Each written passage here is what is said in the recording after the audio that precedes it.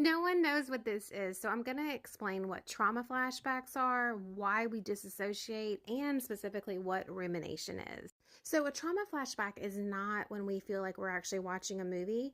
It's when we get hit with sudden shame, panic waves, grief, and then we feel like we're 8 years old again. So, a trauma flashback is when our brain stores that information in our emotions or nervous system because it was too much to process at that time. So the flashback is literally when that file gets reopened, and it's because we haven't had a chance to actually grieve, process, and integrate that trauma. So a dissociation is similar to a blackout of when we were at the height of various forms of abuse and we just can't remember exactly what happened during it, and then we kind of came back online after. We repeat that behavior later on in life. So this is sometimes when life can feel like a movie. It's numbness, fog, or a lot of times when we get reminded of something that happened to us in the past, kind of like a trigger, it's when our mind just blanks out, and it can be for sometimes a long period of time. So it was when our brain said feeling this fully at that time was way too expensive. And rumination is unfinished problem solving. And it came from when we had to constantly replay.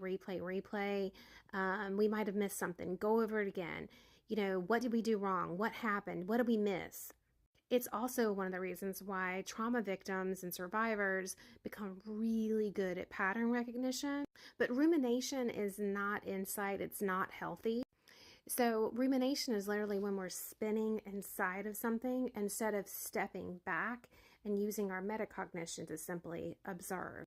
So again, how do we heal? Well, flashbacks, we actually need to integrate. We don't need to just magically stop thinking about it because that's just not how it works. So ask yourself, what got activated and what did I need then that I did not receive? And we can address disassociation by coming back into our body. So, touching your arms, your knee, grounding yourself, but literally coming back to your body. And remember this for rumination. Ask yourself, am I looping or am I learning? And to conclude, if I could beat this over every survivor's head, understanding is not healing. You have to understand the cause. You have to accept radical acceptance. And then you have to grieve, feel devastated, feel it. Sometimes this can take some time. And then that is